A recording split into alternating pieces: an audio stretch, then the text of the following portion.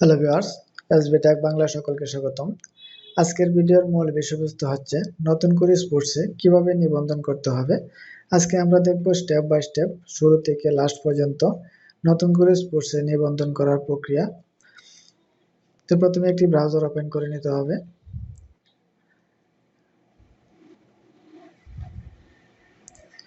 আমি Google Chrome ব্রাউজারটি open করে নিলাম। এখন সার্চ বারে আমি লিখব নতুন করে NOTUN। আপনারা সবাই নতুন করে sports.gov.bd লিখে সার্চ করবেন। আমি এটাকেই সার্চ করলাম। আমি নতুন করে স্পোর্টসের ওয়েবসাইটে প্রবেশ করলাম।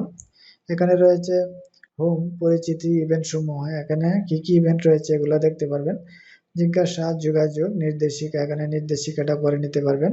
খেলার সময়সূচিটা এখান থেকে জানতে পারবেন। আবেদনের অবস্থা, আবেদন করার পরে মানে নিবন্ধন করার পরে এখান থেকে জানতে পারবেন আপনার আবেদন প্রক্রিয়াটা কোন পর্যায়ে আছে। তারপরে এখান থেকে সার্টিফিকেট সংগ্রহ করতে পারবেন। এখানে রয়েছে নিবন্ধন করুন। আমি এখানে নিবন্ধন করুন এখানে ক্লিক করলাম।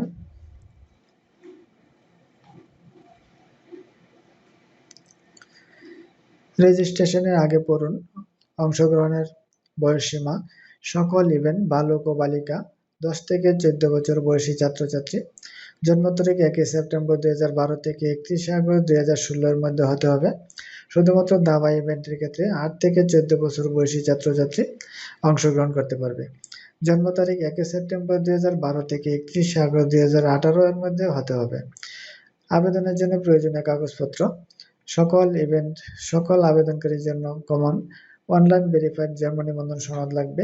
শিক্ষা প্রতিষ্ঠান প্রদানের প্রত্যয়নপত্র, সদ্য তোলা পাসপোর্ট সাইজের রঙিন ছবি। মাধ্যমিক স্কুলের ক্ষেত্রে 6ষ্ঠ থেকে 8ম শ্রেণীর শিক্ষার্থীদের অতিরিক্ত লাগবে 6ষ্ঠ বা 8ম শ্রেণীর ভর্তি রেজিস্ট্রেশন কার্ড। স্কুলের প্রধান শিক্ষক কর্তৃক বর্তমান শ্রেণীর সত্যায়িত স্টুডেন্ট লিস্টের কপি। তারপরে প্রাথমিক বিদ্যালয়ের ক্ষেত্রে সর্বশেষ বার্ষিক পরীক্ষার ফলাফলের সত্যায়িত কপি। প্রধান শিক্ষক কর্তৃক ক্লাস ও বয়স সম্পর্কিত প্রত্যয়নপত্র। রেজিস্ট্রেশনের সময় আর বেশি দিন নেই, 31 আগস্ট শেষ হয়ে যাবে। 31 আগস্টের ভিতরে যারা আবেদন করার প্রয়োজন তারা আবেদন করতে হবে। বুঝেছি, এগিয়ে যান, এখানে ক্লিক করে দিলাম। এটা হচ্ছে নতুন করে স্পোর্টসের আবেদন ফর্ম, নতুন করে স্পোর্টস 2027। এখানে প্রথমেই রয়েছে ব্যক্তিগত তথ্য যোগাযোগ। এখানে খেলোয়াড়ের নাম বাংলায় লিখতে হবে। এখানে ফুল নেম ইংলিশ, খেলোয়াড়ের নাম ইংরেজিতে লিখতে হবে। জন্ম নিবন্ধন নম্বরটা এখানে লিখতে হবে। জন্ম তারিখ, বছর, মাস, দিন সিলেক্ট করতে হবে। লিঙ্গ বাছাই করতে হবে। এখানে কিশোর হলে কিশোর দিবেন, কিশোরী হলে কিশোরী দিবেন। তারপরে পিতার নামটা এখানে বাংলায় লিখবেন, মাতার নাম বাংলায় লিখবেন, ইংরেজিতে লিখলেও চলবে, সমস্যা নেই। তারপরে স্ক্রল করে একটু নিচে যাবেন। এখানে রয়েছে সাধারণ খেলার জন্য বয়স 10 থেকে 14 বছর বয়সী। 10 থেকে 14 বছর বয়সী ছাত্রছাত্রীরা এখানে অংশগ্রহণ করতে পারবে। শুধু দাবা ইভেন্টের ক্ষেত্রে 8 থেকে 14 বছর বয়সী অংশগ্রহণ করতে পারবে। এখানে রয়েছে অভিভাবকের নাম। এখানে অভিভাবকের নামটা বাংলায় দিতে পারবেন, আবার ইংরেজিতে লিখতে পারবেন। অভিভাবকের NID নাম্বারটা এখানে বসাতে হবে। এখানে মোবাইল নাম্বারটা বসাতে হবে। এখানে 1 কপি ছবি আপলোড করতে হবে। ছবি আপলোড করুন, এখানে ক্লিক করলেই কিন্তু আমার ছবিটা কোথায় আছে সেটা দেখিয়ে দিতে হবে। ফোল্ডারটা দেখানোর পরে ওপেনে ক্লিক করলে কিন্তু আপলোড হয়ে যাবে। তার আগে বলে রাখি, এখানে আবেদন করতে বসার আগেই কিন্তু 1 কপি ছবি, তারপরে আবেদনকারীর জন্ম নিবন্ধন মানে শিক্ষার্থীর জন্ম নিবন্ধন, অভিভাবকের NID, তারপরে শিক্ষা প্রতিষ্ঠানের প্রত্যয়নপত্র, এগুলো সবগুলো স্ক্যান করে যা যা কাগজ লাগবে সবগুলো স্ক্যান করে একটি ফোল্ডারে রাখতে হবে। তারপরে এক এক করে আপলোড করতে হবে। এখানে ওই শিক্ষা প্রতিষ্ঠানের নামটা এখানে বসাতে হবে। বাংলায় লিখতে পারেন, ইংরেজিতে লিখতে পারেন। শ্রেণীটা সিলেক্ট করতে হবে, কোন শ্রেণীতে পড়ে ওই শিক্ষার্থী, রোল নাম্বারটা বসাতে হবে। তারপরে এখানে রয়েছে জন্ম নিবন্ধন। এখানে সোর্স ফাইল, এখানে ক্লিক করলে কিন্তু আমার ফাইলটা কোথায় আছে সেটা চাইবে। সে ফোল্ডারটা দেখিয়ে দিয়ে ওপেনে ক্লিক করলে কিন্তু আপলোড হয়ে যাবে। তারপরে অভিভাবকের NID কার্ডটা এখানে আপলোড করতে হবে। তারপরে শিক্ষা প্রতিষ্ঠানের প্রত্যয়নপত্রটা এখানে আপলোড করতে হবে। এগুলো বাধ্যতামূলক। 1 কপি ছবি, জন্ম নিবন্ধন, অভিভাবকের NID এবং শিক্ষা প্রতিষ্ঠানের প্রত্যয়নপত্র, এগুলা কিন্তু আবশ্যিক, এগুলা লাগবেই আবেদন করতে। এখানে পরবর্তী দুইটা আছে।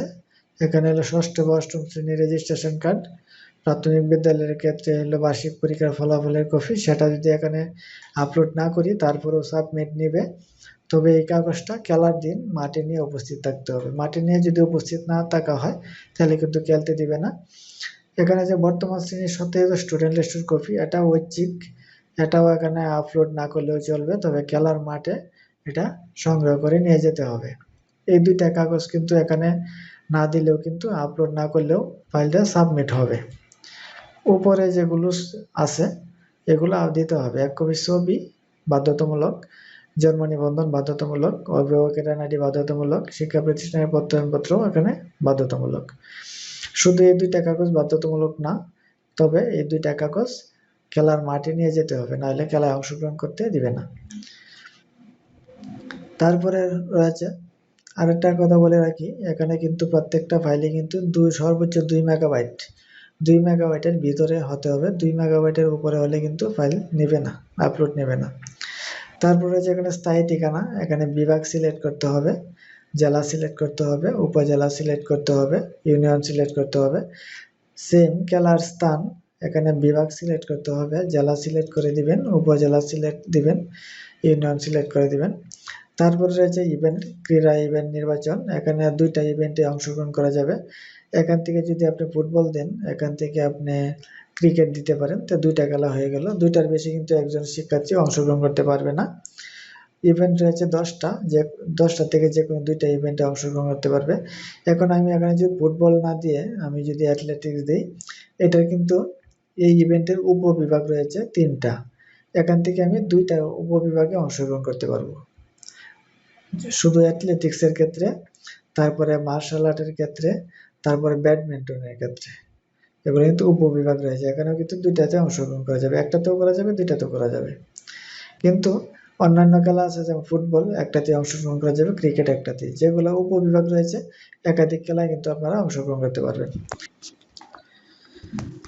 এখানে সবকিছু যদি ঠিকঠাক থাকে আপনারা দেখে নেবেন সবকিছু ঠিকঠাক আছে কিনা। যদি ঠিকঠাক থাকে তাহলে আবেদন জমা দিন এবং সংরক্ষণে ক্লিক করে দিবেন, আর কোনো কাজ নেই।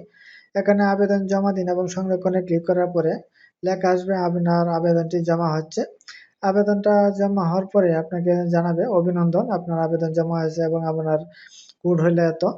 তারপরে আসবে একটি ফর্ম আসবে, এটা ডাউনলোড করে রাখার জন্য বলবে অথবা প্রিন্ট করার জন্য, আপনারা ডাউনলোড করে রেখে দিবেন।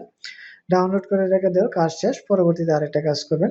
হ্যালো ভিউয়ার্স, আজকের ভিডিওটা এ পর্যন্ত ছিল। নতুন করে স্পোর্টসে কিভাবে রেজিস্ট্রেশন করতে হবে স্টেপ বাই স্টেপ সবটুকুই দেখালাম, এভাবে আপনারা রেজিস্ট্রেশন করবেন।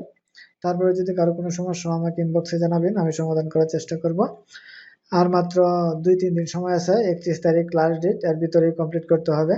যারা যারা এখনো বাকি আছেন আপনারা করে ফেলুন রেজিস্ট্রেশনটা। তবে আজকে ভিডিওটা পর্যন্তই। আমার চ্যানেলে যদি নতুন হয়ে থাকেন চ্যানেলটা সাবস্ক্রাইব করে রাখবেন, যাতে পরবর্তী ভিডিও আপলোড এসে যাতে নোটিফিকেশন পেয়ে যান। ওকে, থ্যাংক ইউ, ধন্যবাদ।